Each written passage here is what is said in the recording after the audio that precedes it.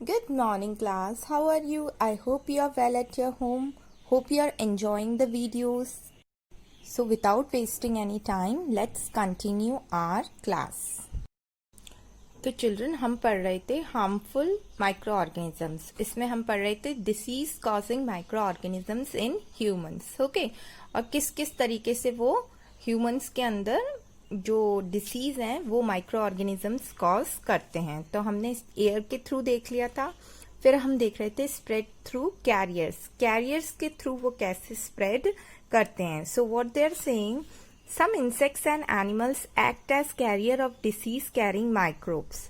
Houseflies, mosquitoes, cockroaches, and rats are carrier of diseases. Houseflies are the most common among all the disease carriers. The flies sit on the garbage and animals' excreta. Pathogens stick to their bodies. When these flies sit on uncovered food, they may transfer the pathogens. Whoever eats the contaminated food is likely to get sick. So it is advisable to always keep food covered. Avoid consuming uncovered items of food. Another example of carrier is the female Anopheles mosquito. This mosquito carries the parasite of malaria. One more carrier is the female Aedes mosquito, which carries dengue virus. क्या कह रहे हैं वो कि जो सबसे ज्यादा जो डिसीज को कैरी करते हैं, जो कैरियर्स तो हमें पता है क्या क्या होते हैं, कौन कौन से हैं. हाउस फ्लाइज हैं, मॉस्किटोज हैं, कॉकरोचेस हैं, रैट्स हैं. ये सारे जो एनिमल्स हैं ये क्या करते हैं, ये हमारी जो डिसीज के पैथोजेंस हैं उनको हमारी डिसीज के अंदर एंटर करते हैं. तो सबसे जो इम्पोर्टेंट जो कैरियर है वो है क्या, हाउस फ्लाई, है ना. हाउस फ्लाइज जो होते हैं वो क्या करते हैं, जैसे मक्खियां वगैरह हो गए, मॉस्किटोज वगैरह हो गए, ये क्या करते हैं, ये किसी भी बेकार से डर्टी फूड पर बैठ जाएंगे या फिर जो गार्बेज है उस पर बैठ जाएंगे. वहां के जितने भी वायरसेस और सब चीजें हैं वो ये लेकर के फिर अपनी बॉडी के साथ कवर करके किसी भी अच्छे कंटैमिनेटेड फूड, मतलब जो जितना भी हम अच्छा खाना वगैरह बनाते हैं तो घर पे हम देखते हैं ना मक्खी वगैरह बैठ जाती हैं और मच्छर वगैरह आके बैठ जाते हैं, तो इनकी बॉडी पे वो वायरस या फिर वो माइक्रो ऑर्गेनिजम्स स्टिक रहते हैं. फिर ये क्या करते हैं, उस फूड पे जाकर के बैठ करके वहां पर भी वो जो डिसीज कॉजिंग पैथोजेंस है वो वहां पर उसको छोड़ देते हैं.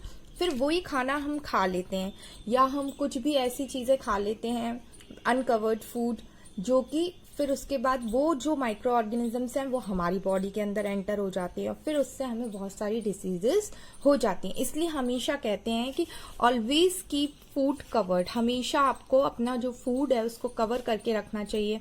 अनकवर्ड आइटम्स को हमें नहीं खाना चाहिए, अवॉइड करना चाहिए.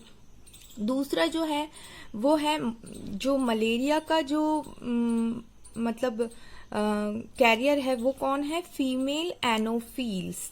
ठीक है, बहुत सी बार हम बताते हैं, जैसे अभी रेनी सीजन था तो डेंगू मलेरिया ये स्प्रेड होने के चांसेस बहुत ज़्यादा होते हैं.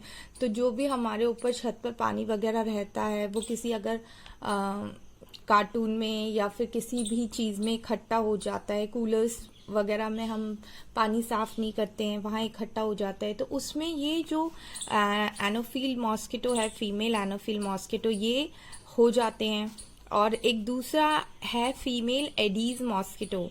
इससे ये कौन सा वायरस कैरी करता है, डेंगू का. और जो एनोफिल है ये कौन सा करता है, मलेरिया का.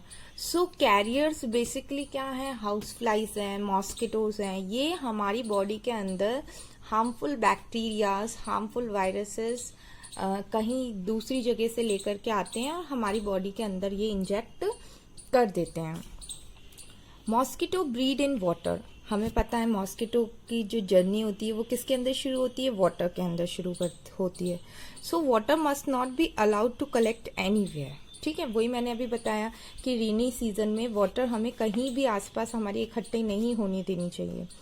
Even in tires, coolers, flower pots, etc. Keeping the surrounding clean and dry, spraying of kerosene on the surface of water to form a thin film तो ये हमें सरफेस सराउंडिंग में हमेशा केरोसिन जो है उसको स्प्रे करते रहना चाहिए। केरोसिन क्या करता है, this blocks oxygen and kills larva और मॉस्किटोज, ठीक है।